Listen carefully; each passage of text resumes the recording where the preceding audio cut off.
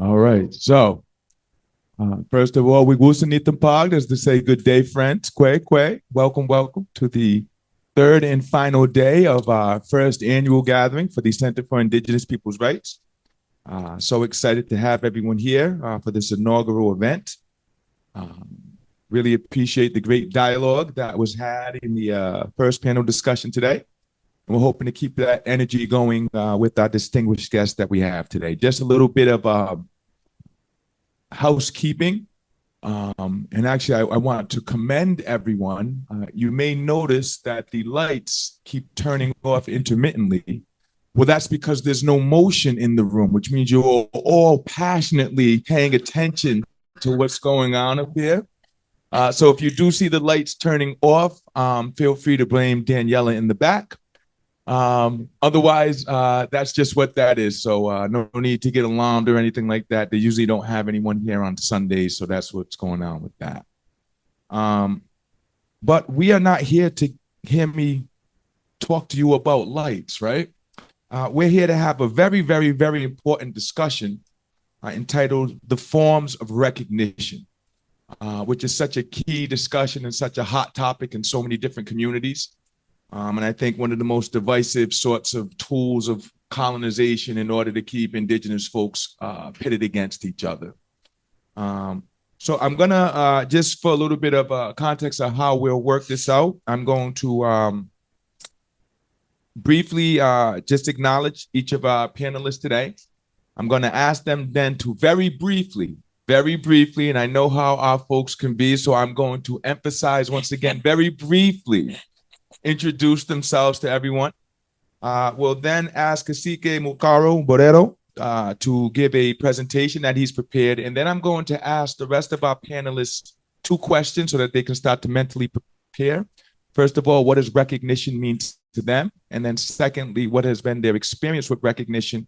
And then after that, we're going to open the discussion up for any questions we have from the audience. Does that sound fair to everyone? All right, very good.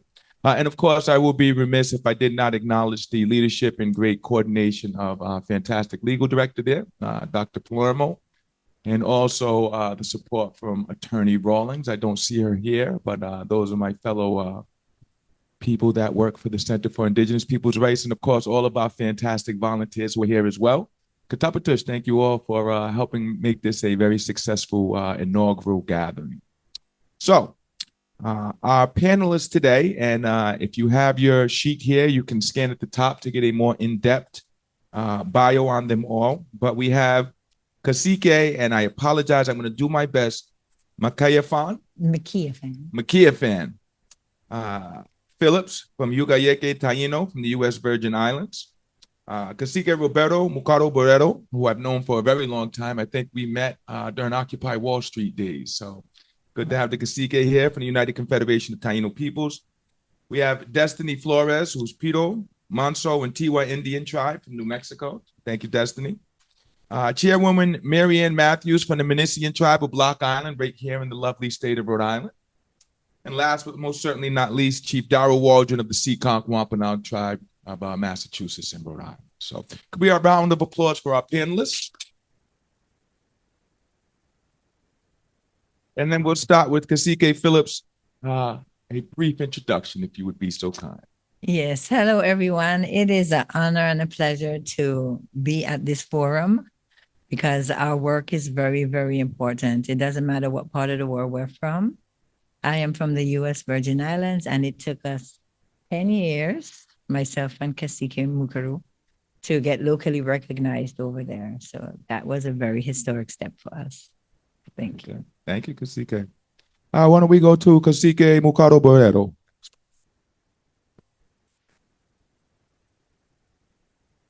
Greetings, Taigwe, Itiaona, greetings, relatives. I'm KASIKE or Chief Mukaro Aguebana Borero. I'm also known as Roberto Borero, some of you, if you're trolling on the internet. I'm from the Guainía Taino Tribe. I know one correction I just wanted to make on the introduction. KASIKE Phillips is, KASIKE Maekiaphan is from the Guainía Taino Tribe of the Virgin Islands, and you had mentioned Yucayeke Taino. That's a different community. And I'm representing both the Guainía Taino Tribe as well as the United Confederation of Taino People, which is a nonprofit entity, not a tribal entity. And so I'm very happy to be here, and I look forward to the discussion. Thank you. Very good. Thank you.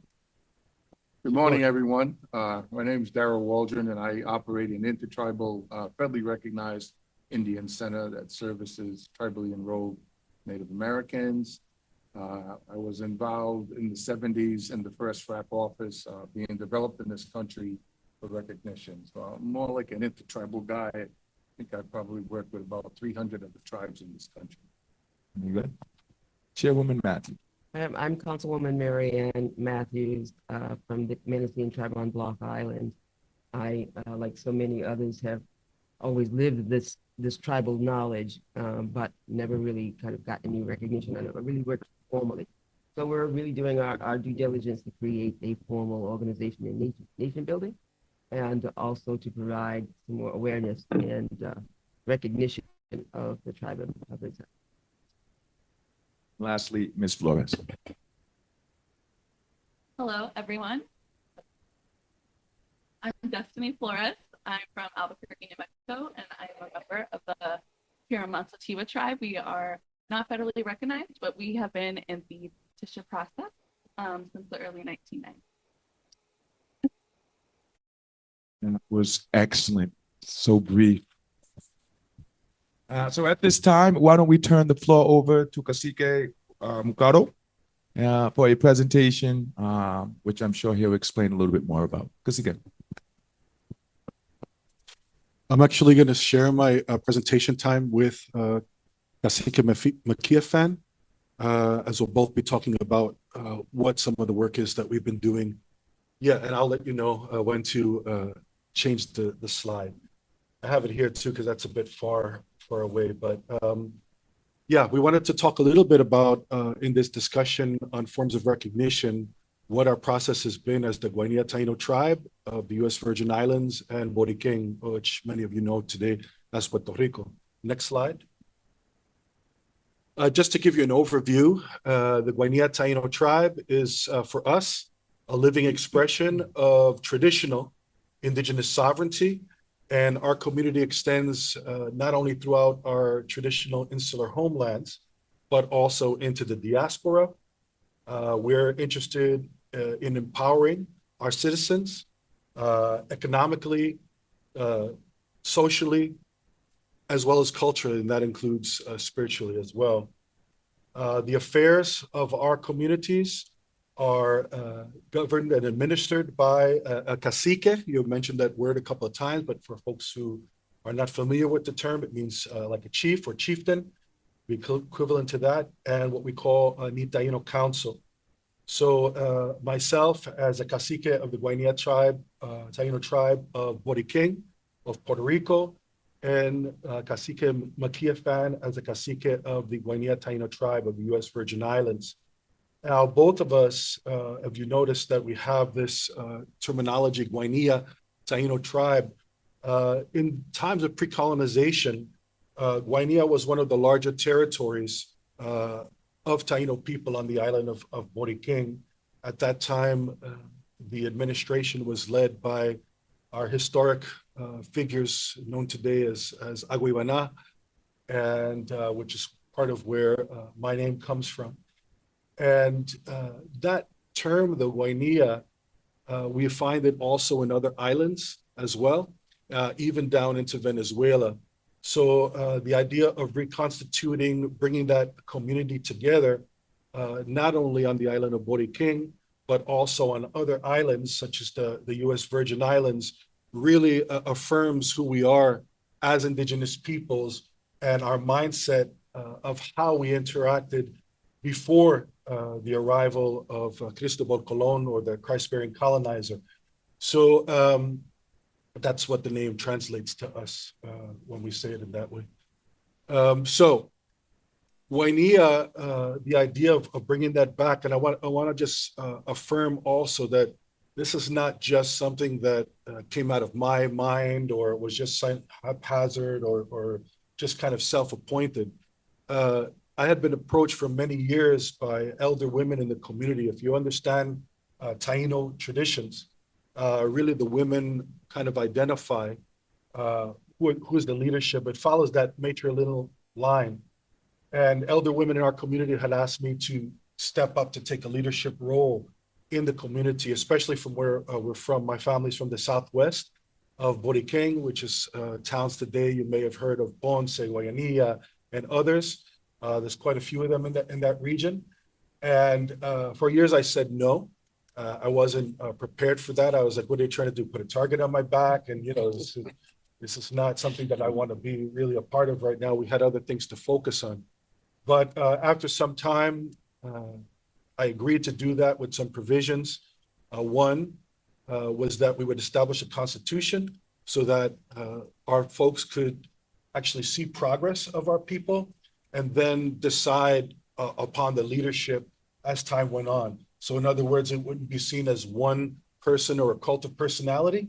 So there was an opportunity and accountability mechanism for leadership to change if that was the desire of the community.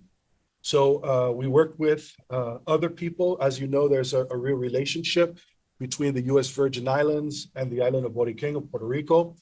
Many families find their origins on both islands. And this is just for us a continuation of what had already happened. So I want to kind of fast forward a little bit and have KASIKE Maekiaphan just share a little bit about the process of the recognition process in the U.S. Virgin Islands, which is part of a larger strategy of our wider community. Yes, our history is told orally. There was never a written language. But now, to be politically correct, we had to do DNA testing because they said we were extinct. But like KASIKE said, we are matrilineal, so the DNA went through the mothers. I started in 2012. My mom passed away in 2011. And I found out that I was not a Carib Indian, but I was this Taino that I've never heard about. So with that being said, I decided to contact KASIKE, and we started our journey together. In 2021, we were locally recognized. After being vetoed in the beginning, we were locally recognized. So that in itself said a lot in volume. I started also with Senator Myron Jackson. He's no longer a senator, but he did not follow through to the end. When we got vetoed originally, it's because people don't listen. They always have an ulterior motive. They always have a faster agenda. And I've never been one to be a bull in a china shop. I knew how to stand my ground. So after he said to me, well, unfortunately we were vetoed, I said, you know what? 10 years is enough. So I just let it go. And I told KASIKE, well, they vetoed the bill. And when I was asked to give a comment on the veto, I said that the governor didn't veto my bill because I've never had a conversation with him. So I let it rest. And about 3 months later, I got a phone call. And I was asked, are you associated with any of the tribes in St. Thomas? I said, no, I'm not. And she put the governor's attorney on the phone, and we made some changes. And one night I was just sitting there in the bed, and I clicked on my computer and opened this proclamation giving us local recognition. So somebody was listening, and all our efforts was finally brought to fruition. Yeah, I think what's important about this process is two things. Is that one, we've been able to demonstrate how working together from island to island and understanding our past relationship is important. Understanding the importance of that continued dialogue, and that even if one part of our strategy didn't work, through that part of the legislative process, which I also testified before the government of the Virgin Islands during that time, but we were able to come up with another plan. And I want to just, it's interesting because we're in a group of lawyers and that we didn't use lawyers during this time. It was really our knowledge of the international system and all of our years of working within the United Nations system, understanding how to articulate our rights. If you notice, we'll go to the next slide. There's a copy of the proclamation. You can't see the letters, but the declaration is actually referred to in the proclamation. And this was one of the points that we made. In other words, that as Indigenous peoples, we've been led to believe, especially those who are connected to the United States, that it's the governments that have to recognize us. However, the Declaration on the Rights of Indigenous People makes it clear that it's we who recognize our peoples, and whether they recognize us or not, we still have the right of self-determination. It was mentioned in one of the presentations why it's so important to say Indigenous peoples with an S, not to refer to us as Indigenous people, because that S links us to the United Nations Charter. All peoples have the right to self-determination. And so we use that as a point to pressure the government. We use dialogue and strategies that we learn throughout the process. And so right now, at this point, the Guainía Taino Tribe of the U.S. Virgin Islands is the only formally recognized Taino community throughout the Caribbean with a government recognition. That would be akin to what we would call state recognition here in the United States. That's a historic step for our peoples, whether you're affiliated with us or not. It's a real lesson for others. It's a best practice. We're still going through the steps of what that means. But the other things that we also set up, and you could see some of Maekiaphan's family in this photo. I want to go to this next slide. What was really important to us, and you could say a little bit more about these gatherings, but the government recognition was one thing, but what was really important for us is to establish indigenous to indigenous recognition. That meant that even before the government recognized us, we had already started entering into relationships with some of the other Caribbean nations. Right now, our communities have a treaty, and you could say also with who we have a treaty with and what some of these photos are about. Okay, well, the photo to your right is of myself and Obutu Lorenzo Sanford. He is actually one of the youngest chiefs in the Dominica. Yeah. And then the next picture, we had something called the Meeting of the Chiefs. Of course, KASIKE Mukuru, Chief Damon from the Lacona Arawaks of Barbados and Guyana. We met with the Deputy Commissioner, Sean Krieger, and the senior archaeologist. This picture, when I found out that we was having this gathering, I requested that we were shown a lot of the artifacts that was actually taken out of the ground at the Tutu Park Mall, which was a very big excavation in 1990 when Kmart and all those big companies came to the Virgin Islands. There were no antiquity laws in place.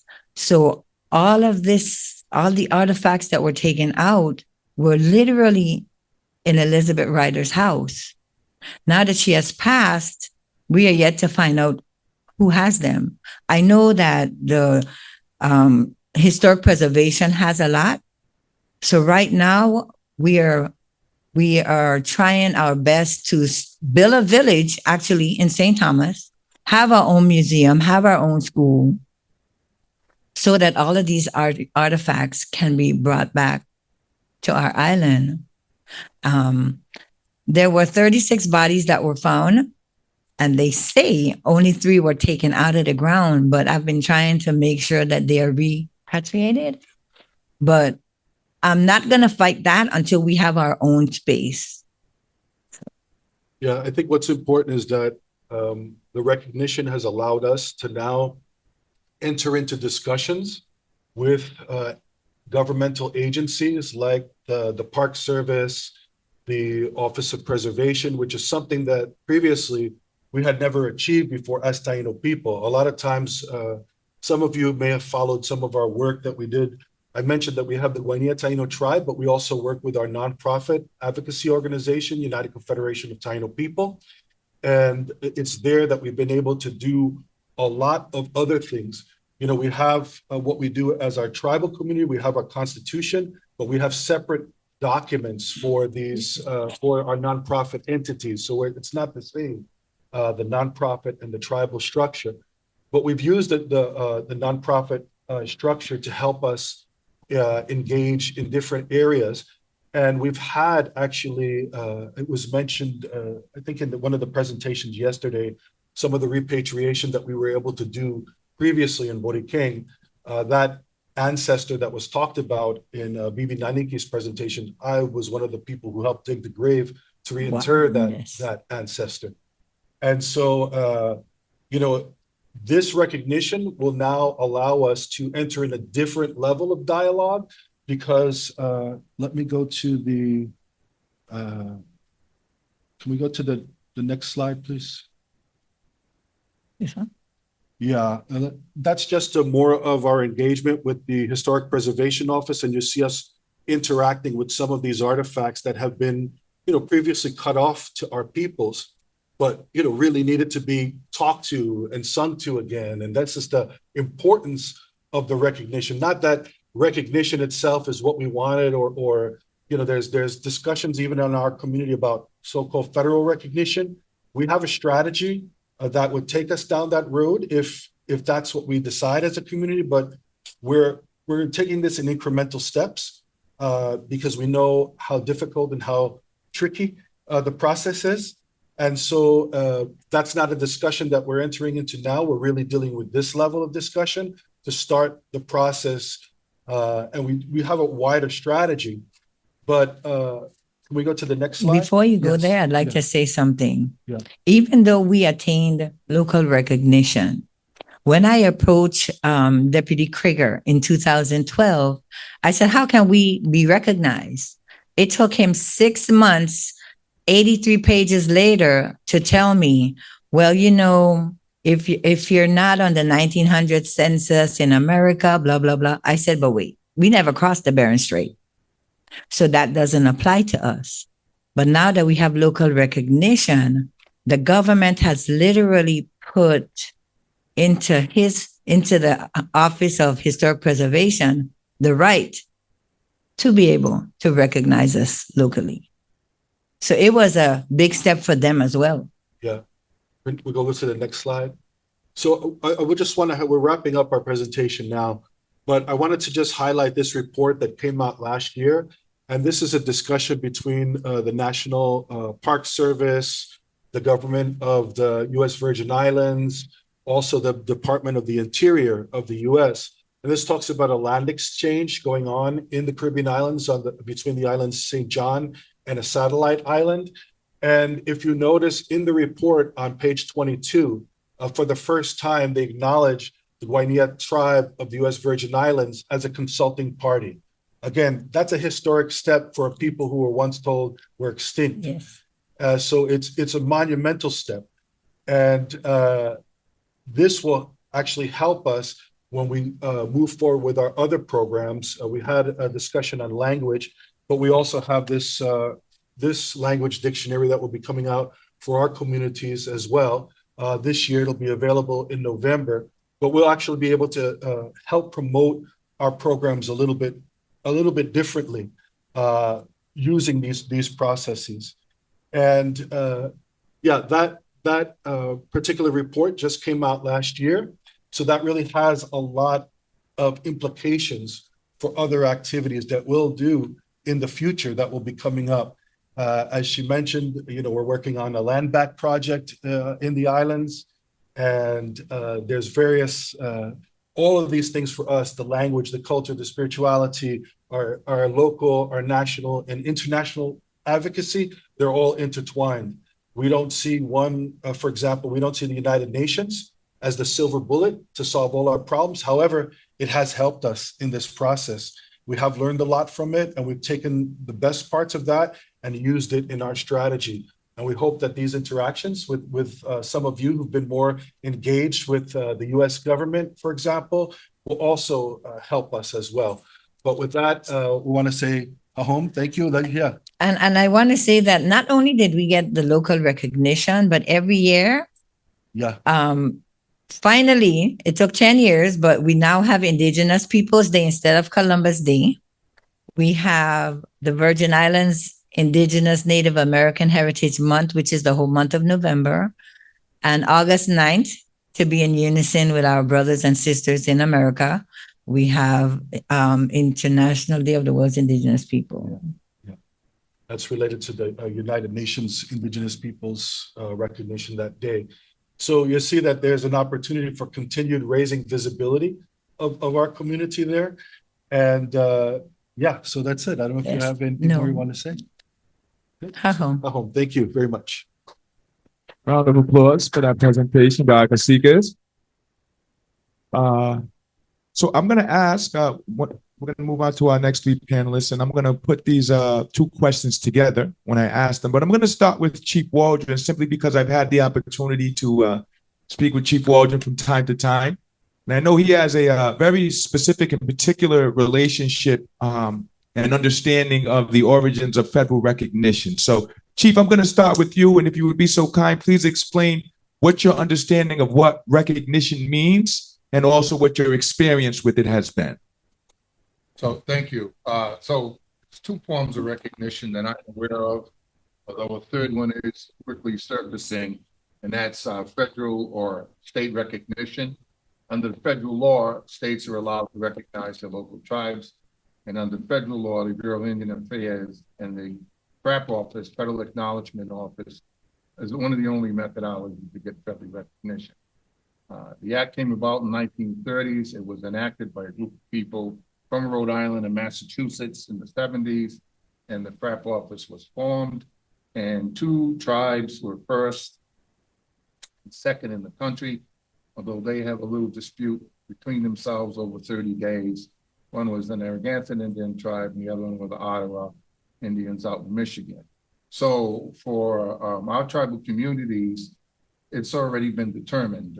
So there's a federal law that allows another process is through a state legislature.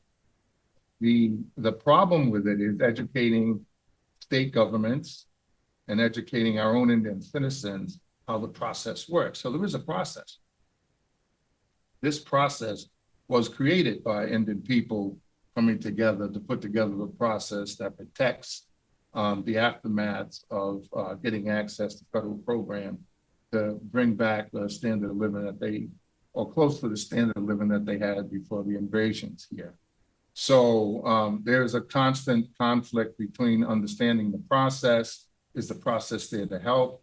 Is the process there to hurt? And then there's the individualism around Native people, specifically who we are, self-determination, determined, you had the right to declare who you are. Where does the law protect you? Where does the law enforce? And how do you get benefited from it? The other process that grew, I think it come out of Louisiana, was artifact collection. So, universities are great at going in and working with local tribal communities, whether they're recognized or not, and digging in their historical lands and bringing up artifacts. I think there's a tribe next to the Houma Nation who is state recognized in Louisiana, who got federal recognition through their artifacts, right? So wow. We had enough artifacts that were collected in a certain area where they were that they were able to get federal application. Congress can bestow federal recognition without all the historical data, which is becoming a little bit more controversial under NCAI right now. But those are the only forms that I know of. The problem we see is getting state governments to understand the process, specifically in Rhode Island, which they recognize neither. Recognize federally, nor do they recognize state. And they have a bill right now that they could step up and recognize. And then it's our individual Native people, because there's 300 to 400 years between the Indians here and the Indians out west. And right now at NCAI, they're declaring to eliminate tribal groups from the recognition status for whatever reasons they feel are appropriate. that vote will be held in November. I think the main issues are, sovereignty. The government, this government, United States government, constantly wants to chip away at sovereignty. Obviously, this land was all indigenous people's land, or tribal people's land. We would all be talking Spanish if it wasn't for the Acmo Pueblo, who drove the conquistadors out of the Southwest under their own power. And one of the punishments they received was 24,000 males had their 1 foot cut off by the conquistadors on the way out. One of the newer things I learned recently is that one of those cities had over 150,000 Pueblo Indians in it. 90% of them were those who participated. So I'll kind of stop there and give an opportunity, but those forms of recognition have been established by law, and that's the only way you're going to get real access is through the law. And then there's this educating everybody's process. I think Rhode Island is more about fear. Ray put in an article out, the Indians are coming, the Indians are coming. Which I had read a passage in one of the old books. You used to tear out their windows a lot, so it was very appropriate. I'm not sure where Rhode Island's going to end up. We're going into our 3rd year, supposedly up right now it's in the Senate, but recognition has been determined here, and it's access to federal programming.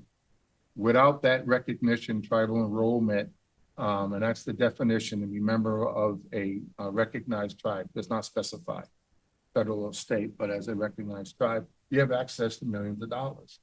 $300 million last year went out to non-Indian groups pretending to be our people. So it's tightening up, those restraints.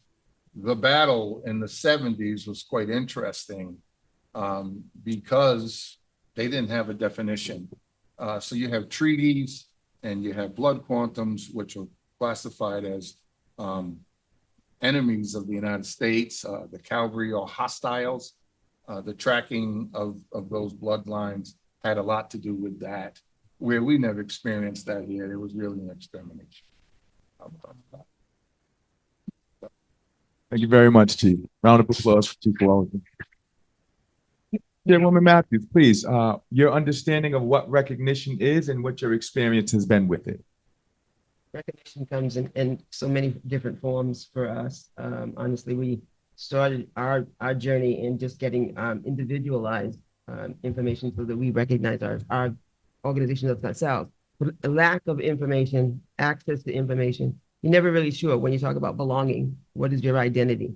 And being able to distinguish your identity from another, the different Taino groups. On Block Island, we're Manasean.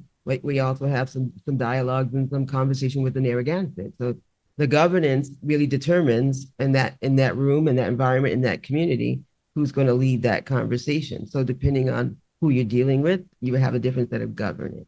In our community, it's your local community governance format, right? So on Block Island, we're having an opportunity now to formulate a more similar governance or recognizable governance for the larger organizations that really kind of control the money, control the path, control access to information and properties and repatriation. So if you want to be more formal or to get what you want, you have to fit a certain path. You have to follow a certain path. And so we're in that beginning journey. We have been only innocently being able to work with the local community in terms of governance. So the town in and of itself recognized the Manasean tribe in resolution. The state has recognized the Manasean tribe in proclamation. We've almost always been available, or the information's been available if you look at it or look for it, that the Manasean tribe existed, but no one really looked at it for a purpose. Right? So now we're looking at it purposefully because we want to do more in terms of providing resources and reclamation and affirmation of who we are, and then actually to come back together, because we all are aware of the kind of nuances of being a small group and being a larger organization. So obviously we want to do more with less. We want to do more in terms of being able to be formally recognized, state recognized, federally recognized. Really doesn't matter to us individually. It's about access to opportunities and whatever it takes to get there. But but repatriation is important for us, and recognition in terms of finding dollars that would have been otherwise presented to other folks. We want to take advantage of that while it's there. That option is there. We're in a place now where we're seeing this a great opportunity to get where we need to be in terms of getting state and federal formal recognition. But we really are I think this is a personal decision that I made us to step back, because I worked with like the center here and the folks to put a bill on the floor to provide this state recognition process. But at the 11th hour, pulled it back. And I pulled it back because I felt as though we have some work still to do intertribally here at home.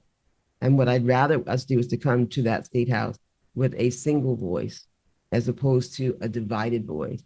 If I could close my eyes at the end of the day and say I made my effort to do that, that's what we're trying to do. The council is, kind of working with me to provide more documentation and access to information for the other organizations, which has been incredibly helpful as we see that they're starting to understand more with having the information. As you understand it, if you stay in your own little fiefdom, you don't really know what the other folks are doing and or where they come from.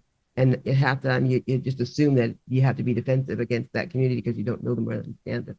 But as we start to work and build together more, we're coming together and with a common sense, a common purpose, and hopefully we'll be able to determine a way to get through to the other things.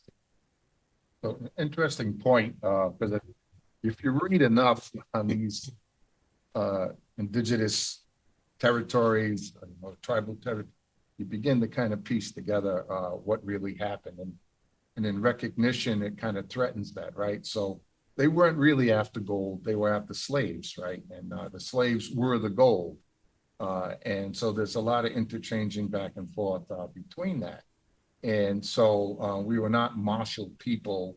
And so it was very easy to move in and put martial method and take the gold, which is the slaves, right? And so they do that. And there was a very interesting methodology. Tribes that had individual chiefs were the easiest to conquer, where tribes that were somewhat confederated, they were a little bit different. And actually in some of their instructions, it's wait for them to later turn the tribes against one another, which still exists today. So, our process of recognition is determined. The thing is to be able to sit and work together enough to make it be a benefit for all. So many have benefited from it. People don't realize it really wasn't that long ago. 1929, Wyatt Earp died, right? So the Tucson West, 1929. Prior to 1930s, the First World War, those wars were still going on the plains out there. I've spent some time out in the Dakota area, and there's some real hatred between the citizens there and the tribes. And it's because they're like the grandkids and great grandkids of the conflict that happened there. And so until we as Indian people begin to come together and really support one another and recognize one another, I think we're going to continue to struggle. It has no connection to who we were and who we connected with, but today it's who we are and what is owed to us. So it is a threat to the land grabbers, and that was all about land and slaves, for us to be organized and work together. So we get hung up on this individualism, and then there's no process to attack what's there. It is there, and it is not that difficult to do, but you have to work together to do it, right? So people have very good records that they're theirs, right? They don't want to present them to one another. So I just want to kind of bring that into perspective right now. And NCAI is very powerful. It enforces Indian law in Congress. It produces Indian law in Congress. And all indigenous groups and tribal groups should be ascending in Louisiana in on November 12th, because if that vote goes down, there's going to be a legal change throughout the country. Access to information. Thank you very much, Chairwoman. Our last remarks will come from Ms. Flores. Ms. Flores, what does recognition mean to you, and what has been your personal experience with it?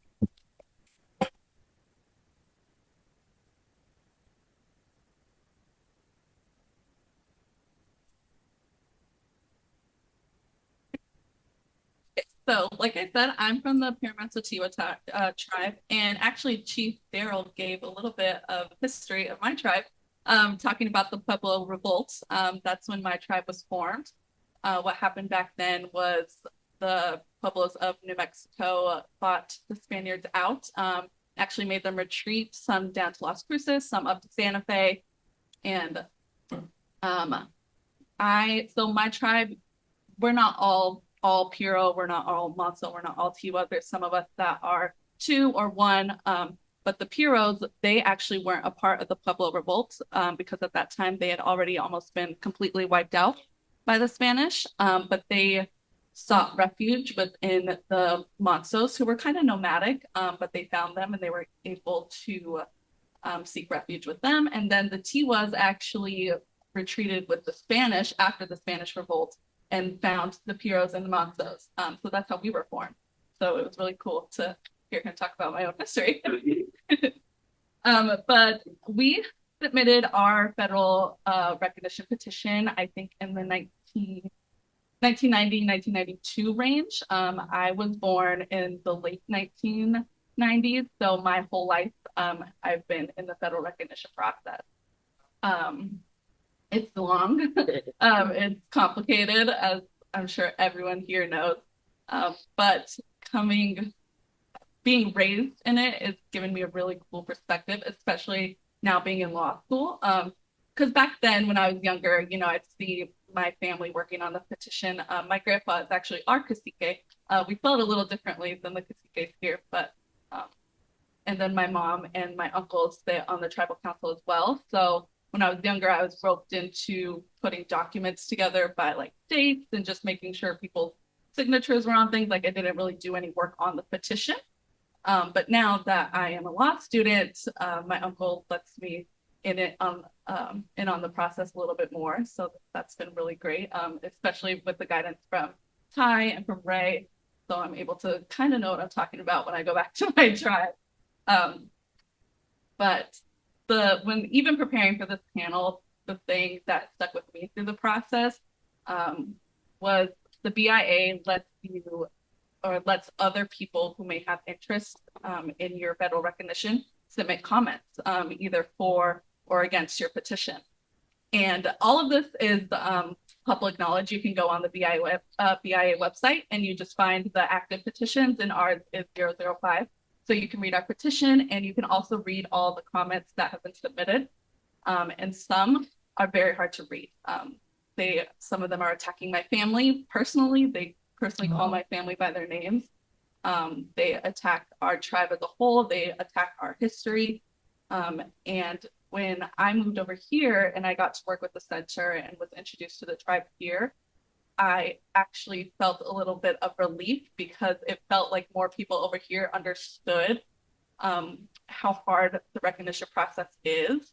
I didn't really realize that tribes over here were just now coming back together. So that was really quite eye-opening, because in New Mexico and in the West, people think in the West, oh my gosh, they have federal Indian law figured out. Like they got it down. And that's just not true. In New Mexico, there's not even a state recognition process. So you're either federally recognized or you're not. But we have remained true to ourselves. We are active in our community. We've been invited to state events, from like parades for Indigenous Day. We've actually got to work with the Secretary of the Interior, Bev Holland, who is from a Pueblo in New Mexico. The Doña Ana County Commissioner Board sent in a letter of support of our petition. So even though we don't have federal recognition, we still are true to ourselves. We hold ceremonies 4 times a year. We hold yearly elections for our tribal council. So we're self-governing with or without it. But what it would mean to us would just kind of what's already been said, being able to enjoy some of the benefits that federally recognized tribes already enjoy. Not to put him on the spot because he's here, but my partner is from the Navajo Nation. And when we first met, I didn't realize how much I didn't get to do that he got to do. And it it kind of made me frustrated, you know, and it's still to this day, especially when COVID happened. He got to go to IHS and his family, and they got to get the vaccines and everything that they needed. And I couldn't, even though I think we're almost the same, probably blood quantum and Indian. So it's just things like that that we're interested in, especially as a student. I'm not allowed to apply for certain scholarships that federally recognized students are. Another panel later today will talk about a pre-law program that non-federally kids have to pay for themselves, or they can try to get outside funding, but it's easier for federally recognized kids to go to the program. So it's stuff like that that we're after. If the petition doesn't come out in our favor, it's not going to change who we are. We're still going to hold our ceremonies. We're still going to be active in our community. It's just things like that. New Mexico, if you've never been, especially where my tribe is in the Las Cruces area, very poverty stricken.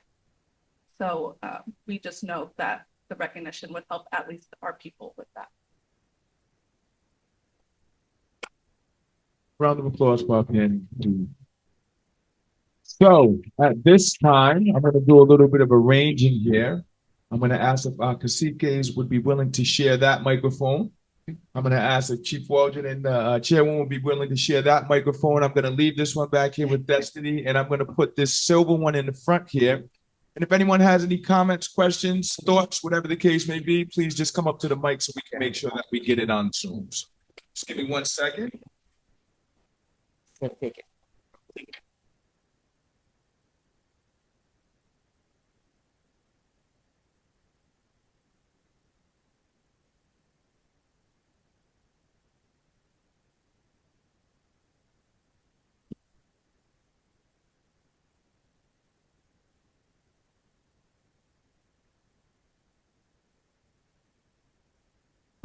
Bearing in mind that an Indian is an Indian as recognized by another Indian, I wanted to ask you a particular question because of your Pueblo background. And I just had, I understand that there's historical experiences, in Spanish we would say enemistades, animosity, right? And you were just saying that your application is up there and people can comment on it. Going along those same lines of what Mr. Waldron was saying, as far as us recognizing each other, are there any historical issues as far as that? For example, like you were saying with the Pueblo, because I know of historical animosity between Comanche, Pueblo, Apache. Like, do you encounter today the same kind of undercurrent, or is that completely gone? So it's definitely still present, unfortunately. And I invite you to actually look at some of the comments on the BIA website. Yeah. Yeah. That's that divide and conquer. Yeah. They have a process for you to tackle. Yeah, there's a specific group who is, I don't know how many members of their group have submitted comments against our petition, but all saying the same thing. They think that if we get federal recognition, it's going to make them less of who they are, which it's not true. They could still be who they are, and we could still be who we are. And even once you get federal recognition, it's not like you get a reservation right away. There's a whole different process for that. So the comments that come in and say, we're taking their historical and Aboriginal land, I mean, we don't know. Like, we put in, the petition requires some kind of requirements about your Aboriginal land. And of course we have to say where we believe we're from. And then they have a problem with that because they believe that's where they're from as well. And the truth is we're probably just related. Like to be honest, we're probably cousins, but because of the Pueblo Revolt and in the West, the drought, when it dried up the Rio Grande, people just had to move. And so we probably just lost ties somewhere down in history. So it's sad that there's so much opposition within our own people and our own world, because we have enough of that from outsiders, but yeah. think about it because, for example, in the Caribbean, today we're going by colonial guidelines as to what is this territory or that territory, for example. I know and I understand based on my surname, which is me carrying forward matrilineal line that my grandfather chose to put first instead of last in his records. And it's called Kai, right? Kai being an island or island inlet. But when they say the K's or the Keys, those islands, our surname has to do with our islands, all the islands. And so we went back and forth between all the islands, for example. So when we think about what people call Pueblo or Comancheria, all these, this is not one area.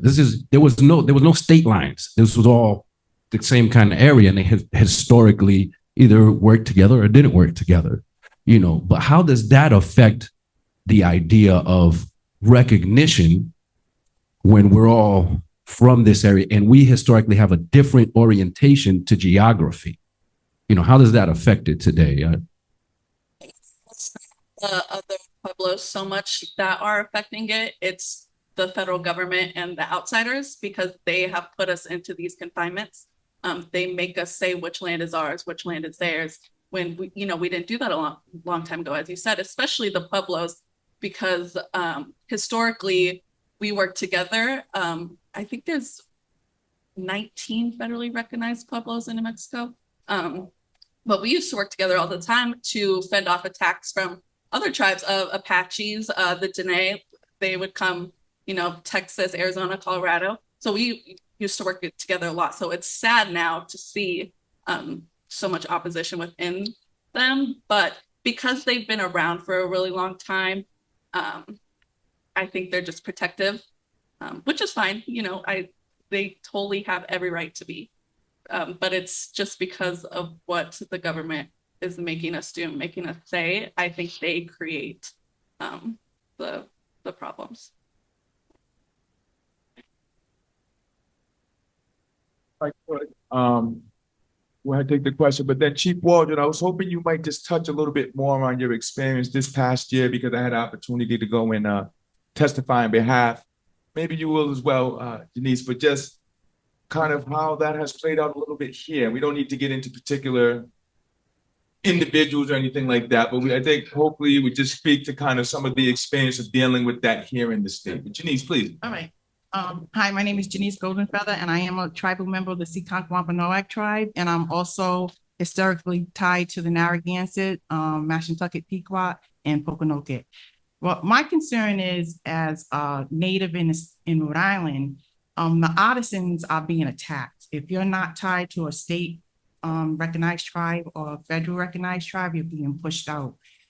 My relative, Princess Redwing, you can see a mural of her in Providence, but her relatives are being told they can't be part of the Indian culture. And that's disturbing. And I think the center would be a good place for us to join and see what that law entails and how we can stand up against the gatekeepers that are forming in federal tribes.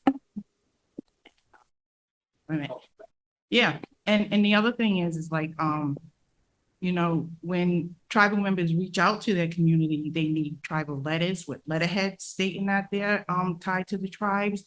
And I also have a relative that was pushed out of the Skimitin, Pequot, this past year. And it was very disturbing to watch what he had to go through as an artisan.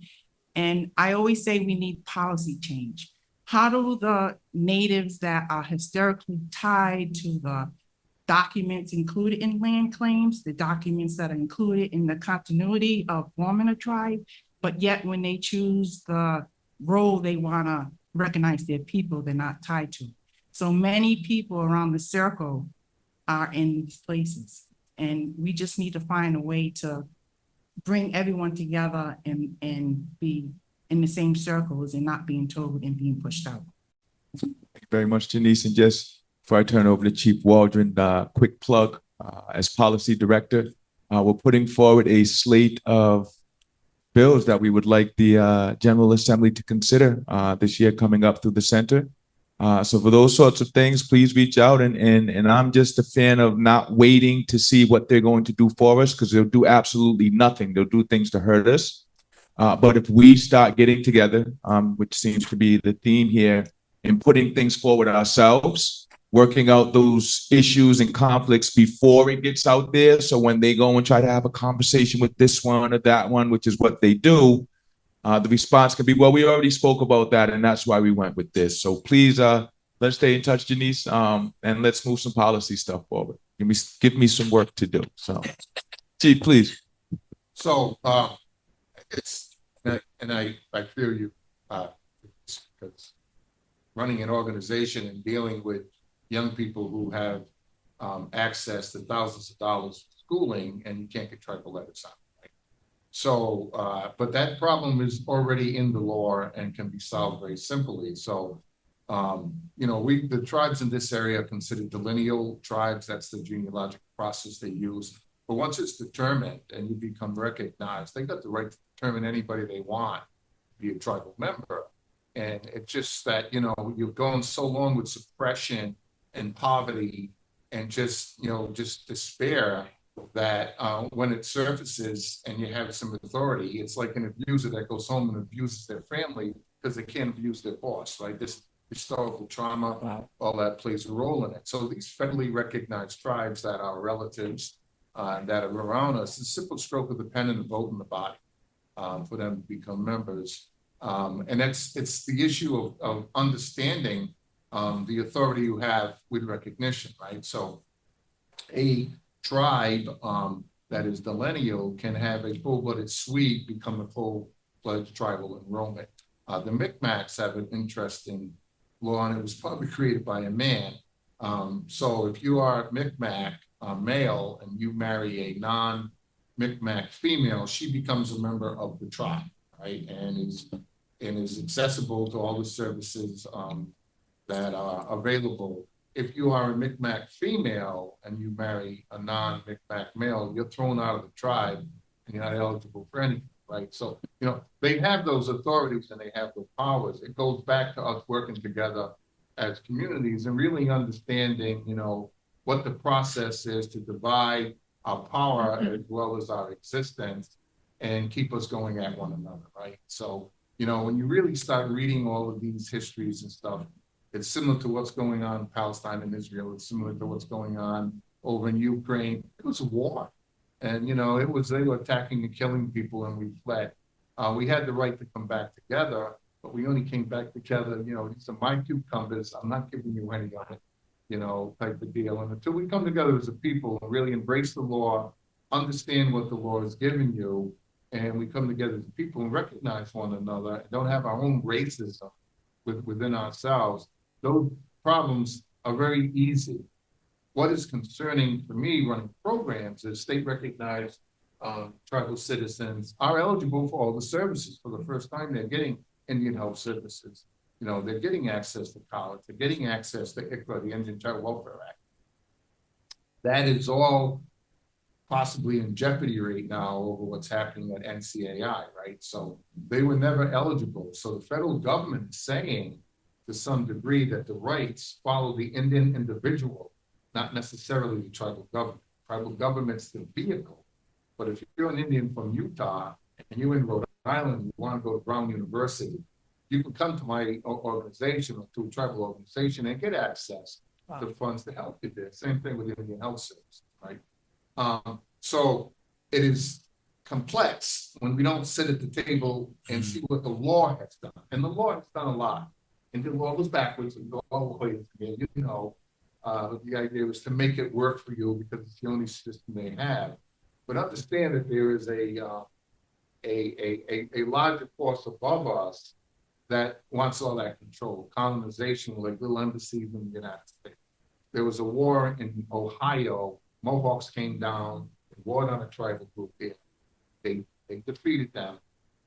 They then met with the Ohio colony and they signed a land agreement for 30,000 square acres. Okay, not just 30,000 acres, 30,000 square acres of land, signed the agreement.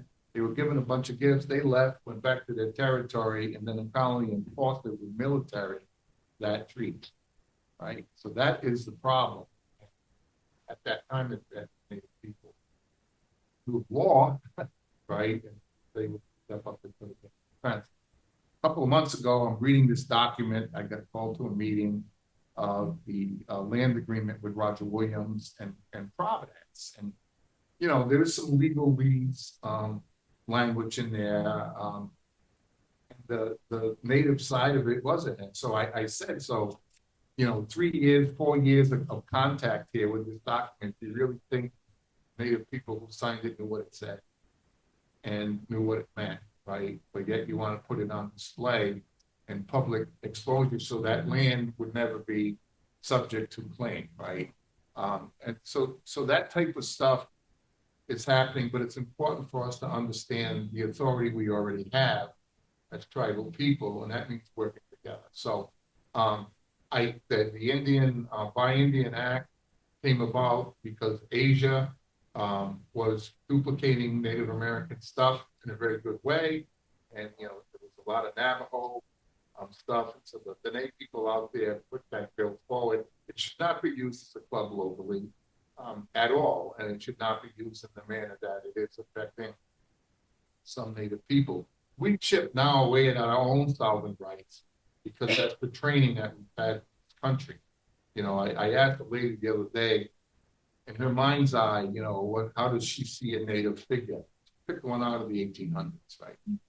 She didn't figure, you know, Ray in court, advocating for us. So the law is already there for you to enjoy. The problem is getting leadership to lead, you know, on a larger scale and not on an individual scale. The racism between ourselves is bad. I was at a conference. We had a Kiowa and a Comanche up at the podium, right? The enemy tribe. Everybody picked on the poor Kiowa, right? They're small. When they came up to the mic, the Kiowa took 3 steps back from the Comanche, you know, and I knew them both. And I said, what was that all about? He goes, I'm afraid of them, you know, those Comanche, right? And 200-300 years later, he has an internal effect standing next to one. Same with the Comanche and the Navajo, right? That's got to stop. We're past that. We need to exercise the authority we have. This state of Rhode Island has everything they need to recognize the Seaconks and anybody else. They're afraid to death that something bad is going to happen. They don't want to deal with it. It's the racism, it's the control, it's putting us down, you know, and holding us down. The law is very clear that legislation has the legal authority to recognize the tribe, the state of Rhode Island. Well, what does that mean for them? So we put in the bill, no land, no gaming, no money, right? I didn't have a problem putting that in there because once the tribe is recognized, it has access to the federal law, right? So you don't need to, you know, put that in there. It was palatable without it. But you first got to get it, then you can exercise authority. I tried to do a bill 10, 15 years ago because there's so many millions of dollars coming into Rhode Island that has Indian tag on it that should be sent out to us or give us the opportunity to apply for it.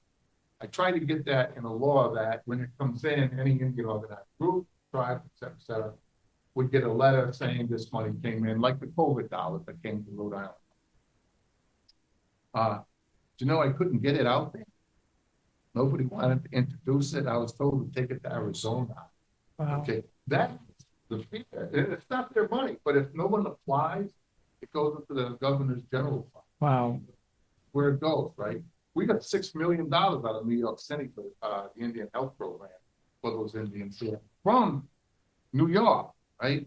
New Jersey got another $6 million for their 3 tribes. They kept more than 3/4 of it. Wow. But they didn't fund it. So it is a fear of recognition that those things are going to hurt them. In fact, it's going to benefit. It's going to benefit the state. More federal dollars coming in, you know, helps to alleviate, you know, stress already on a budget, but it does give up the control. You know, I've been asked many times by the state government, where do you get your access? I tell them it's none of their business. right? Because they want to chip away at it. So back to your question, it's already there. We just need to get the tribes that are recognized at the table and get them to recognize the family of today, you know, what they can do for their people of today. We put 15,000 Indians into a baccalaureate degree. None of them come back and apply to the program or to be leadership of the program because they just feel, it's, you know, they're not going to get a benefit from it. That's the same problem in Colombia. Our tribal leadership needs to get at the table in the Gulf community become true leaders. Any child doesn't have the opportunity. They take away their own sovereignty. Need to expand it, more power. All the tribes came together and were federally recognized in this area. We would be as powerful as any of the big massive tribes. But it starts with education.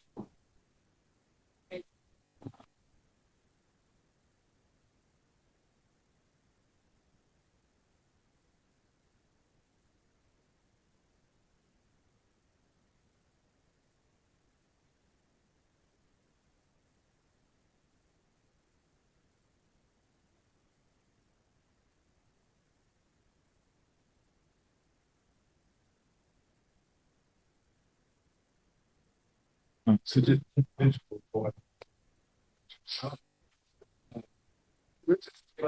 Anthropologists and trying to get archaeologists to determine who's Indians in New England. You can't determine it by blood quantum. You Not cannot determine anymore. it by DNA. Not Doesn't anymore. work, right? But you know, they're so fearful. I don't know where that plan is right now, but I know that she's been talking to other tribal groups to try to get opposition against what we're trying to do. That is the control that they have by knowing the law. yeah, we have a lot of that going on here.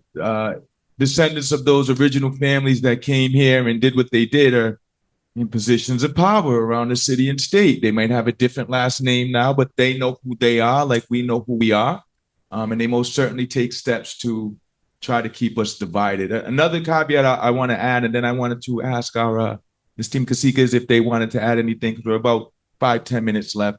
A lot of that money that comes in, because when I first kind of found that, I was really upset. I was like, well, how can they do that?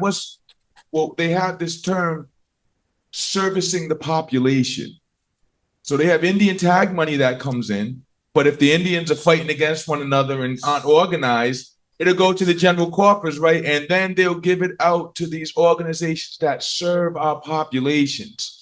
So if you ever wonder why they have all of this, remember BIPOC just popped up out of nowhere and everyone's together and well, there you go, because now that money can go to nonprofit organizations where the executive director is making 6-figure salary and hiring people who don't live in our communities to do a little bit of work to check off a few boxes, and they serviced our communities, and there's no argument that can be made because we had access to it. And so these are the games that go on. But to Chief Waldron's point, they go on because the tribes aren't unified. They go on because the tribes fight amongst each other. They go on because here in Rhode Island, you have disputes going back to the late 1600s, early 1700s around one family did this and that family didn't like it. So they're still not dealing with each other. And at the end of the day, what do we as Indian peoples do about that? Do we continue to promote that disunity and complain about, quote unquote, what the white man's doing to us, which in my opinion, it's not the white man anymore, it's us. It takes advantage of our infighting amongst each other. Or do we get proactive? Do we have conversations like this? Do we get together, push our own policies, our own legislation, and exert our sovereignty in other means? It's really up to us at this point. So with that being said, I just want to ask our KASIKEs if they have any statements they want to make, and then we'll ask Ms. Flores to give our last remarks to close us out today. No, I just really thank you for the invitation and for the opportunity to present some of our work. We just look forward to working together with everybody who has a good heart, mind, and spirit, and who wants to see our peoples, not only survive, but thrive into the future. So, Hahom, thank you once again. Thank you. I guess I should have probably said this earlier, but just a little disclaimer. I'm not like a spokesperson on behalf of my tribe. That's not why I'm here. I was just here to talk about my experience, especially because it's been my whole life experience. So probably should have said that earlier, but just in case. But even though that has been my whole life experience, I still live my truth as an Indigenous person. I use that in my law school application. Actually, I talked about why I wanted to go to law school, and it was my Indigenous background. It was going through the federal recognition process at such a young age. So even though there's different forms of recognition, some are better than others, it's never determined who I am and how I see myself. So I just hope that everyone here, especially on the side of the country and on the islands, that everyone can live their truth as their Indigenous peoples as well. So thank you.